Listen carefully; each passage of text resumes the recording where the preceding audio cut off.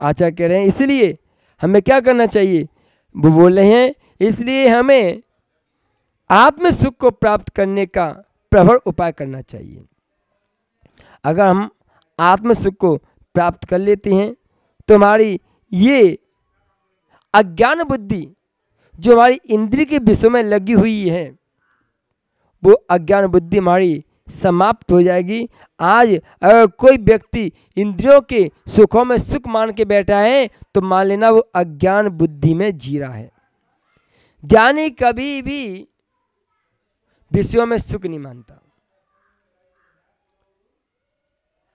एक लोग वो होते हैं जो विषयों की वेदना को सुनकर के भाग जाते हैं, एक लोग वो होते हैं जो वेदना को देख करके भाग जाते हैं, एक लोग वो होते हैं जो वेदना का अनुभव करके छोड़ देते हैं।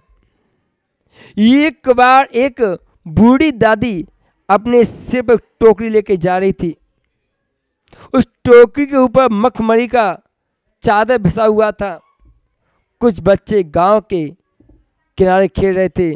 जैसे वो दादी वहाँ से निकलती है वो बच्चे सोचते हैं इस पर मखमली का चादर लगा हुआ है तो हो सकता है कि इसके अंदर कुछ बहुमूल्य पदार्थ होगा। उन्होंने उस दादी से पूछा, दादी इस टोकरी में क्या लेके जा रही हो? कोई लगता है बहुमूल्य पदार्थ होगा, इतना मखमली का चादर इसके ऊपर आपने लगा के रखा है। दादी बोली कि इसमें कोई बहुमूल्य पदार्थ नहीं है, इसमें तो मल भरा हुआ है, ये मल का पिटारा है। कुछ बच्चे तो सुन करके निंद वस्तु को सुन करके वहाँ से चले गए कि निंदनीय वस्तु है, हमें मल से क्या प्रयोजन सिद्ध होता है, वो उस तरह को छोड़ के अन्यत्र चले गए। कुछ बच्चे बचे कि नहीं नहीं हो सकता है कि वो दादी, वो बूढ़ी दादी हमसे झूठ बोल रही हो, नहीं नहीं आप दिखाइए कि इसके अंदर क्या है। उसने बच्चों को बहुत समझाया कि नहीं इसके अंदर मल का पिटारा कुछ नहीं है, कि नहीं नहीं आप तो दिखा दो एक बार। और जैसे उसे टोकरी को नीचे रखा, उस पर से मखमली का चादर उठाया तो वास्तव उसके अंदर मली भरा हुआ था। जैसे बच्चों ने देखा कि नहीं इसमें तो मली है, वो वहाँ से भाग गए। फिर कुछ बच्चों के अंदर शंका लगी कि हो सकता है कि इस मल के अंदर कुछ बहुमूल्य पदार्थ छिपा हो। उन्होंने कहा नहीं नहीं इसके अंदर कुछ बहुमूल्य पदार्थ हो सकता है। उन बच्चों ने उस मल के अंदर हाथ डाल दिया, देखा तो कुछ भी नहीं मिला, हाथ और गंदा हो गया, बदबू आने लगी। तो ऐसी संसार में बंधुओं नाना प्रकार लोग होते हैं। एक लोग वो होते हैं जो विषयों की पंच इंद्रिय विषयों को दुखों को देख कर दूर से छोड़ देते हैं। ये पंचेंद्र के विषय तत्कालिक शांति देते हैं लेकिन तरकालिक शांति देने वाले नहीं हैं। तात्काल में भूख प्यास को शमन करने वाले हैं, सुख को देने वाले हैं, ऐसा आभास होने लगता है। इसलिए अज्ञानी मूढ़ व्यक्ति उन विषयों में प्रवृत्ति करने लगता है जैसे उन बच्चों ने मल के अंदर हाथ डाल के प्रवृत्ति कर ली, हो सकता है कुछ मिल जाए। तो आचार्य कह रहे हैं कि बंधुओं इन विषयों की निवृत्ति के लिए जो हमें नाना प्रकार से पीड़ित करते हैं उन्हें छोड़ करके अपने स्वभाव में, अपने आत्मा के निस्वाम में तल्लीन हो जाइए और उनमें होकर के अपने जीवन को सुख का साधनभूत स्थान प्राप्त कराइए कि आपका जीवन उन सुख के साधनभूत स्थानों को प्राप्त करे जहाँ अत्यंत सुख की प्राप्ति होती है। वास्तविक इंद्रियजन सुख यथार्थ में सुख नहीं है, वो केवल सुखाभास है। अगर यथार्थ में कोई सुख है, अगर इंद्रियजन यथार्थ में सुख बन होता तो फिर तीर्थंकर जैसे महापुरुष इस इंद्रिय के विषयों की निवृत्ति क्यों करते? फिर तो उनको इंद्रिय के विषयों में प्रवृत्ति करना चाहिए था, लेकिन नहीं, उन्होंने इंद्रिय विषयों की निवृत्ति की। क्यों? उन्हें पता था कि इंद्रिय के विषयों में प्रवृत्ति करने से कोई लाभ नहीं। ये तो जितने भोगते जाते हैं उतनी ही आग उत्पन्न करते जाते हैं। अग्नि में ये सोचकर के घी से अग्नि बुझ जाएगी, ऐसा विचार करके उस अग्नि में, उस पावक में घी डालना प्रारंभ कर दिया। पता चला वो घी तो और अग्नि को प्रज्वलित करने बैठ गया।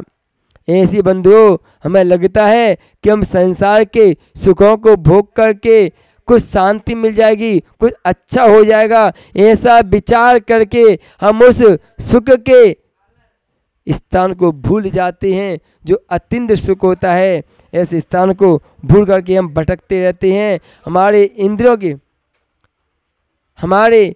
इंद्रियों के सुखों की पूर्ति नहीं होती है। वो सुख कभी हमारे को पूर्ति करने वाली नहीं है, बस तृष्णा को बढ़ाने वाले लगे रहते हैं। इसी आचार्य कह रहे हैं कि उस इंद्र सुख यथार्थ में सुख नहीं है। सुख तो अपनी आत्मा से उत्पन्न हुआ ही सुख कहलाता है। उसे प्राप्त करने का हम पूरा प्रयास करें, अपने जीवन में उस सुख को प्राप्त करें, जिस सुख को प्राप्त करने के लिए हमारे आचार्यों ने इन ग्रंथों की रचना की है कि भव्य जीवो, अगर आपको सुख प्राप्त करना है तो कहीं जाने की आवश्यकता नहीं है, बस अपने आप में ठहरने का प्रयास कीजिए, अपने आप में ठहर जाइए। और जब अपने आप में ठहर जाओगे तो आपको किसी की अन्यत्र की आवश्यकता ही नहीं पड़ेगी, आप अपने जीवन में उन्नति कर सकते हैं। अब आचार्य आगे कह रहे हैं कि आगे इंद्र सुख साधक पुण्य का हेतु, सुउपयोग और दुख साधक पाप का कारण है। देखिए, सुख पुण्य का हेतु होता है, पाप दुख का हेतु होता है। शुभ योग से पुण्य मिलता है, अशुभ उपयोग से पाप मिलता है।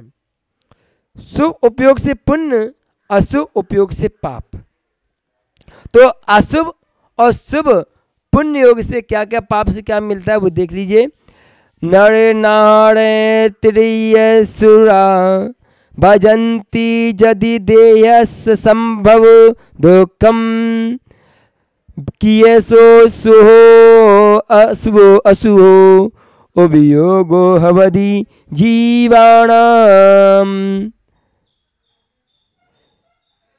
नरे नारक त्रियंक सुरा, मनुष्य, नारकी, त्रियंच और पशु। नर, मनुष्य, नारकी, त्रियंच और देव, ये चारों भजंती भोगते हैं। क्या भोगते हैं? दीय संभव दुखम, शरीर से उत्पन्न हुई पीड़ा को। चारों गति के जीव जो शरीर से उत्पन्न होने पीड़ा है उसे भोगते ही भोगते हैं। कथम शुभो व अशुभो, कैसे भोगते हैं? शुभ से और अशुभ से। कथम, कैसे भोगते हैं? तो कह रहे हैं शुभ उपयोग से, शुभ रूप से और अशुभ उपयोगो भवती जीवानाम, जीवों के होते हैं। सुख दुख कैसे मिलता है? जीव के शुभ उपयोग से सुख मिलता है, अशुभ उपयोग से दुख मिलता है। संसार में किसी पूछने की आवश्यकता नहीं है कि मेरे अच्छे दिन कब आएंगे। आप बहुत से लोग कुंडी लेके घूमते रहते हैं, पत्रिका लेके घूमते रहते हैं कि हमारे पत्रिका देखो, मेरे शुभ दिन अच्छे दिन कब आएंगे। जिस दिन से तेरी शुभ में प्रणति चलने लगेगी, उसी दिन से शुभ दिन, अच्छे दिन, पुण्य के दिन तेरे आने प्रारंभ हो जाएंगे। और जिस दिन से तेरी अशुभ में प्रवृत्ति प्रारंभ हो जाएगी, उसी दिन से तेरे अशुभ दिन, पाप उदय में आने लगेंगे। किसी मत पूछना कि अच्छे दिन कब आएंगे। अच्छे दिन लाने हैं तो अच्छे कार्य करना प्रारंभ कर दो। हमारी परिणति ऐसी हो गई है कि हम नीम का पेड़ जमीन में बोते हैं और आम का फल खाने की इच्छा करते हैं। आचार्य कह रहे हैं कि अगर आपने पाप का बीज बोया है तो पुण्य का फल आपको कैसे मिल जाएगा? क्योंकि पुण्य का फल कभी भी नरक और तेज गति नहीं होता। अगर आचार्य कुंद स्वामी से पूछा जाए कि पुण्य का फल क्या है, तो पुण्य फला अरिहंता, पुण्य का फल अरिहंत पदवी है। क्योंकि जितना वैभव केवल ज्ञानी के पास पुण्य प्रकृति के उदय में आता है। रत्नों का सम्मोषण, देव उनके किंकर बन के रत्नों के सिंहासन पे 4 अंगुल ऊपर उठ करके इतनी विभूति के साथ लाखों लाखों मुनि आरका जिनके चरणों की सेवा करते हैं, ऐसे अनंत भगवान का पुण्य इस संसार में उनके पुण्य का मुकाबला करने वाला कोई दूसरा पुण्यशाली है ही नहीं है। इसी आचार्य कुंत गोस्वामी कहते हैं कि पुण्य का कुछ फल है तो वो अनंत पदवी है। पुण्य फल अनंता, पुण्य ही अनंत, पुण्य से ही अनंत का फल प्राप्त होता है। तो यहाँ कह रहे हैं कि अगर हमें पाप दुख हो रहा है तो हमारे अशुभ पाप का उदय चल रहा है, और हमें सुख हो रहा है तो हमें पुण्य और शुभ उपयोग का फल। बस फिर भी इन दोनों से आत्म सुख निराला है। पुण्य भी संसार में रोकने वाला है, पाप भी संसार में रोकने वाला है। फर्क दोनों में इतना है कि एक को लोहे की जंजीरों से जकड़ा गया है और एक को सोने के गहनों से लाद दिया गया है।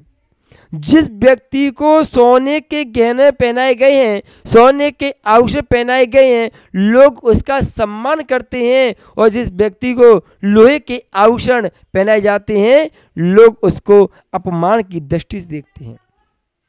लेकिन है दोनों जकड़े हुए हैं। ऐसी आचार्य कह रही हैं अगर पुण्य बेड़ी है मानते हैं, लेकिन फिर भी वो सम्मान को सुखों को देने वाली होती है। पाप भी बेड़ी है, वो दुख को अपमान को देने वाली होती है। अगर जब बेड़ी बंधना ही है, पहली बात तो बंधना मत, लेकिन जब तक मुक्ति प्राप्त नहीं हो रही है तब तक कहीं ना कहीं तो बंधना ही पड़ेगा। और जब बंधना ही है तो क्यों ना हम पुण्य की बेड़ी बंध जाएं, जिससे कि हम कम से कम अपने जीवन में उन्नति का आधार तो मिलेगा। हर समय भावना भाना कि मुझे बेड़ी में किसी में नहीं बंधना है, लेकिन कुछ चीज़ें हमारे हाथ में संभव नहीं होती हैं। इस पंचम काल में मोक्ष मिलने वाला नहीं है, फिर भी साधक अपनी साधना करके स्वर्ग की ओर गमन कर रहा है, वो भी पुण्य की बेड़ी है। वो ही पुण्य की बेड़ी है, लेकिन वो पुण्य की बेड़ी से संतुष्ट नहीं है, उसे और आगे बढ़ना है, उसे तो अपने आत्म सुख को प्राप्त करना है, इन बेड़ियों से हट करके उसे दूर रहना है।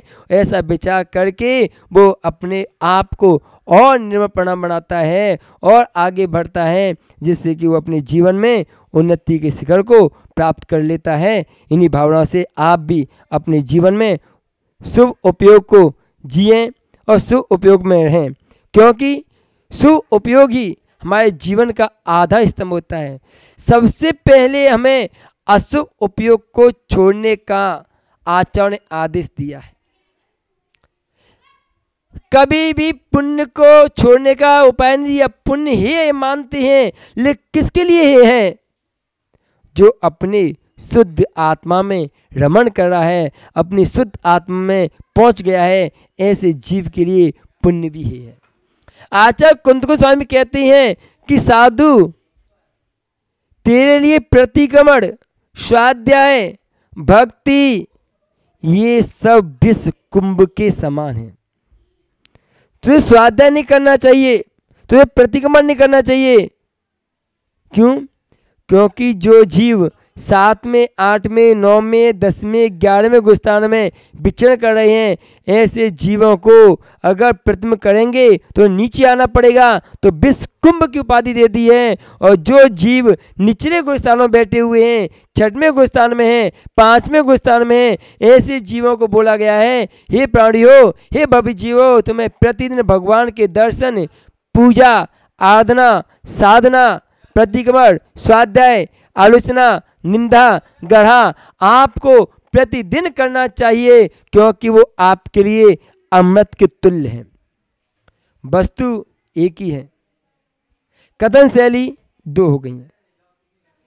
एक के लिए विश्व कुंभ बन गया है तो एक के लिए अमृत का कुंभ बन गया है। कोई प्राणी एक कान से लगा रही नहीं, आचार्य ने विश्वकुंभ बोल दिया है, मुझे प्रतिक्रमण नहीं करना, मुझे स्वाध्याय नहीं करना, मुझे दर्शन नहीं करना, विश्वकुंभ है। अरे विचार करो, वो विश्वकुंभ है किसके लिए? वो विश्वकुंभ उनके लिए है जो उससे ऊपर की श्रेणी में निवास कर रही है।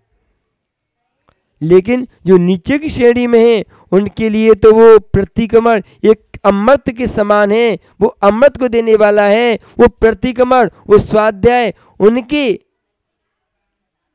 कष्टों के निवारण में हेतु बनता है। इसलिए बंधुओं, शुभ उपयोगी हमारे जीवन में होना चाहिए और शुभ उपयोग से बढ़कर के शुद्ध उपयोग की ओर हम बढ़ें और अपने जीवन को उन्नति के मार्ग पर लेके चलें कि हमारा जीवन इस प्रकार से उन्नति को बढ़ता रहे। क्योंकि हमने पुण्य पाप में कार्य की समानता तो एक ही दिखाई देती है, लेकिन दिखने में आता है कि दोनों लोग बेड़ी से बंधे हुए हैं, लेकिन दोनों के कार्यों में, दोनों के भोगों में, दोनों के क्रियाकलापों में बहुत अंतर है। एक पापी व्यक्ति भी सोता है, एक पुण्यशाली भी सोता है। एक पापी भी खाता है, एक पुण्यशाली खाता है, लेकिन दोनों के खाने में, सोने में, पीने में जमीन आसमान का अंतर है। एक व्यक्ति को जेल में लेके जाते हैं तो उसे बंदी बना के लेके जाते हैं, उसे मार पीट के लेके जाते हैं, उसे बंधक बना के ले जाते हैं। और जब कोई व्यक्ति, कोई राजमंत्री, कोई मजिस्ट्रेट आता है तो सम्मान से जेल में लेके, दोनों ही व्यक्ति जेल में जाते हैं और दोनों ही जेल में हैं। एक जेलर होता है वो भी जेल में 24 घंटे रहता है, एक कैदी होता है वो भी जेल में 24 घंटे रहता है, लेकिन दोनों जेल में रहने के बावजूद भी दोनों में अंतर है, एक स्वाधीन है और एक पराधीन है। इसलिए बंधुओं, हम भी संसार में भ्रमण कर रहे हैं, एक पुण्य की जरिए घूम रहा है, एक पाप के जरिए घूम रहा है, एक पुण्य को लेकर घूम रहा है, एक पाप को लेकर घूम रहा है। देखा है दोनों संसार में ही हैं, लेकिन दोनों में फिर भी अंतर है। बस इसी अंतर को हम रख के चलें। अपने जीवन में जब हम शुद्ध दशा को प्राप्त नहीं हो पा रहे हैं तब तक शुभ दशा में हम भ्रमण करते रहें। ये हमारे जीवन का सार है। जय पंच परमेष्टि भगवान की जय। परम पूज्य गुरुदेव आचार्य श्री विराग सागर जी महाराज की जय।